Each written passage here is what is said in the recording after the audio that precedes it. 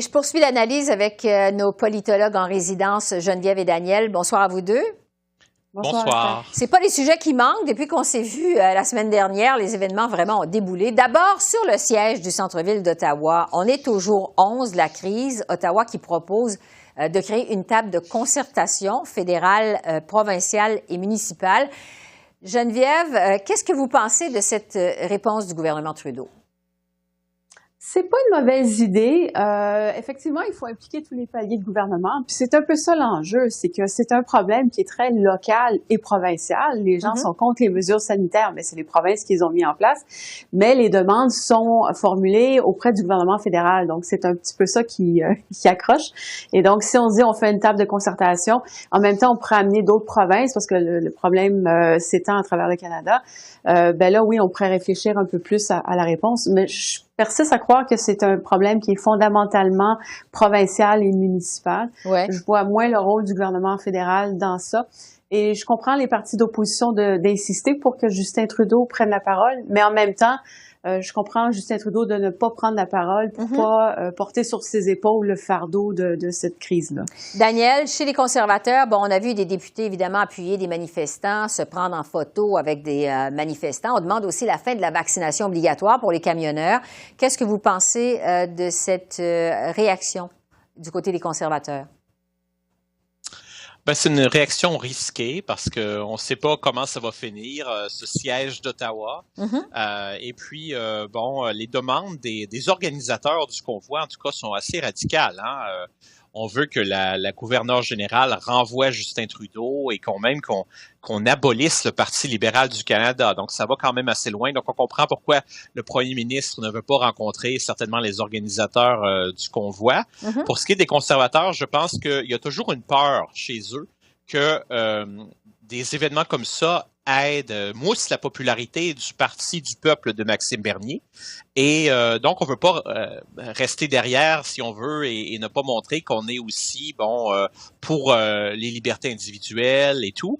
Mais il y a un risque que les gens pensent que les conservateurs sont passés dans le camp de ceux qui sont sceptiques envers les mesures de santé publique et donc ça peut envoyer des signaux contradictoires et aussi je pense que c'est une source de risque si jamais ça tournait mal ou qu'il y avait on apprenait d'autres choses quand même sur les organisateurs qui sont quand même, ils ont souvent des idées assez radicales, sont financés aussi en partie par des gens qui vivent à l'extérieur du Canada. Alors, il y a plusieurs questions qui restent sans réponse. Geneviève, vous disiez il y a un instant, au fond, le problème de manifestation, c'est le problème des provinces. Est-ce que, justement, le premier ministre Doug Ford a l'air de s'en laver les mains de ce qui se passe à Ottawa?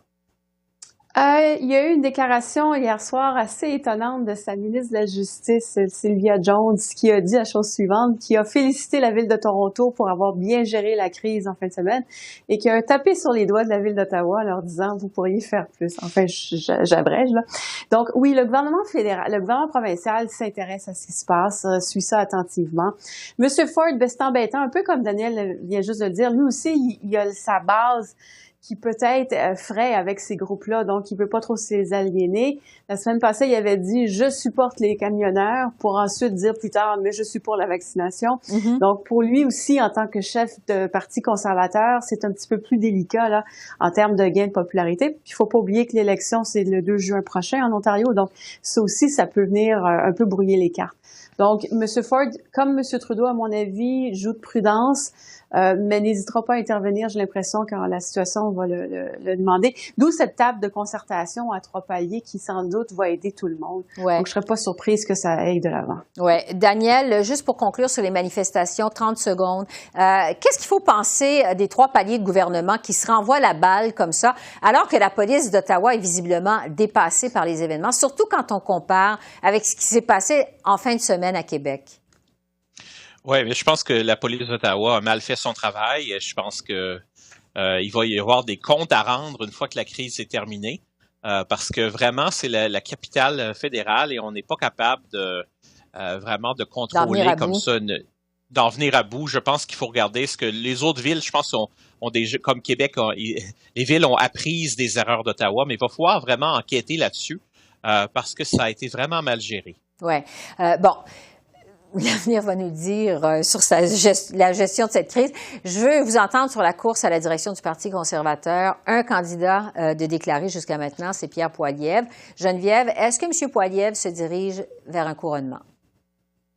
Ça serait très surprenant, puis si c'était le cas, ça serait une très mauvaise nouvelle pour le Parti conservateur, parce que ça voudrait dire qu'ils sont pas capables d'attirer d'autres candidatures importantes pour faire face à M. Poilievre. Aussi, ce que je dirais, c'est que M. Poilievre, oui, il semble bénéficier il y a tous les projecteurs sur lui en ce moment, il semble avoir beaucoup d'appui, mais c'est facile d'aller chercher la base déjà motivée avec le discours de M. Poilievre. Ça va beaucoup être plus difficile d'aller chercher les derniers délégués restants qui vont lui assurer le 50% plus 1 pour gagner la course au leadership. Donc, je me méfie beaucoup de l'engouement qu'on voit en ce moment et je serais vraiment étonnée qu'il soit le seul. Et je prédis qu'on va avoir une course à plusieurs et je serais pas surprise même que les règles pour se lancer à la course à la chefferie soient moins sévères que la dernière fois. La dernière fois, on avait reproché que c'était trop restrictif, donc il y avait eu juste 4 candidats. On voulait pas retourner à la fois d'avant avec 14, là, mais il y a comme un juste milieu en tout ça. Parce que, Daniel, bon, les spéculations, évidemment, vont bon train. Il y a d'autres noms qui circulent. Jean Charest, Peter MacKay, Patrick Brown plutôt. Qu'est-ce qu'il faut en penser de tous ces noms qui circulent? Qu'est-ce que vous en pensez? Écoutez, Peter MacKay, là, la dernière fois, il a échoué, puis il semble que le vent au sein du parti vraiment tourne dans une direction différente, vraiment souffle dans une direction différente. Après Erin O'Toole qui a essayé de recentrer le parti durant la dernière campagne fédérale, j'ai l'impression que ça serait difficile pour Peter MacKay d'essayer à nouveau, surtout qu'il y a encore des dettes à payer, je pense, de ce qui s'est passé en 2020. Il est encore en train de payer la facture. Pour ce qui est de Jean Charest, on en a parlé la dernière fois en 2020 aussi. Finalement, il ne s'était pas présenté. S'il le fait cette fois-ci, écoutez, ça va vraiment épicer la course, ça c'est certain, parce qu'il y a un contraste quand même énorme avec Pierre Poilievre, mais les deux sont bilingues, mais Jean Charest vraiment il vient évidemment du Parti progressiste conservateur, alors ça serait quelqu'un qui aurait peut-être des chances, mais en même temps la base, surtout dans l'Ouest là. Je sais pas comment il réagirait face à quelqu'un comme Jean Charest, mais ça serait intéressant de l'avoir dans la course. Patrick Brown peut-être. Il va falloir voir au-delà du caucus conservateur, justement, s'il y a des gens un peu qui pourraient pas créer la surprise en se présentant, des gens qui ont une notoriété publique comme Patrick Brown ou Jean Charest, parce que jusqu'à maintenant, c'est sûr que Pierre Poilievre est considéré comme étant en tête de la course, non seulement parce qu'il est seul officiellement qui a dit qu'il se présenterait à la succession d'Erin O'Toole, mais aussi parce que son approche semble vraiment plaire à la base du parti en ce moment. Surtout après Erin O'Toole, ça serait un contraste quand même important. Il a un pied dans l'Ouest, il est originaire de l'Alberta, mais il est en Ontario. Alors, et puis il mange pas ses mots dans ses attaques contre les conservateurs. C'est bien pour la base, les membres actuels du Parti conservateur. Il y en a beaucoup qui aiment ça, mais si on pense à quelqu'un qui pourrait aller battre Justin Trudeau lors des prochaines élections fédérales, on pourrait se poser des questions sur Pierre Poilievre et est-ce qu'il pourrait attirer beaucoup de votes des gens qui sont plus près du centre, par exemple. Geneviève, je vais terminer avec vous. Il nous reste quelques secondes parce que Daniel parle justement de Justin Trudeau. En fait, on peut se demander, il y a eu beaucoup de spéculations au moment où M. Trudeau s'est fait élire une deuxième fois minoritaire à la dernière élection. Combien de temps il allait rester? 2 ans, 3 ans? Est-ce que finalement, il y aurait un mandat de 4 ans compte tenu de l'état actuel des choses? Est-ce que cette crise chez les conservateurs, cette course à la direction là, qui se prépare, finalement, ça vient donner 4 ans à Justin Trudeau pour se préparer à la suite des choses ou pour préparer la suite des choses, que ce soit lui-même se présenter à une 4e élection ou encore préparer sa succession?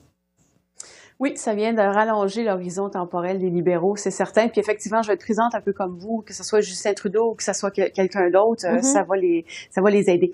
Par contre, le danger qui guette et le danger qui a toujours guetté les libéraux, c'est un peu la paresse qui s'instaure parce que l'opposition est affaiblie.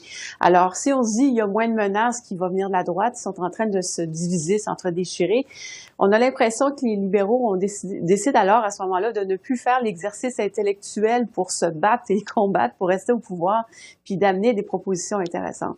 Alors, il va falloir aussi guetter ça. C'est une bonne nouvelle, mais je voudrais une bonne nouvelle avec un mais. Il faut être prudent. C'est pas parce que ça semble facile que ça va nécessairement être facile. On le sait d'ailleurs, hein, tout peut changer très rapidement en politique. Ouais, c'est le moins qu'on Et donc, puisse il dire. faudrait se méfier. Ouais, il faudrait se méfier de la chicane chez le voisin parce que ça pourrait éventuellement venir nous causer à nous des problèmes. Là, je parle, c'est comme si j'étais libérale, mais c'est pas le cas. Geneviève et Daniel, on a compris que vous parliez des libéraux. Geneviève et Daniel, merci beaucoup. Merci, on se retrouve bientôt.